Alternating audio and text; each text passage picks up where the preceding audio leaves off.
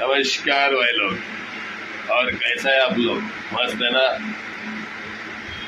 बेटो अपन अभी मुंबई के भाषा में बात कर रहे हैं। बस जिंदगी बेटो खुल के जीने का, हंस के जीने का, फुल एंजॉय करके जीने का।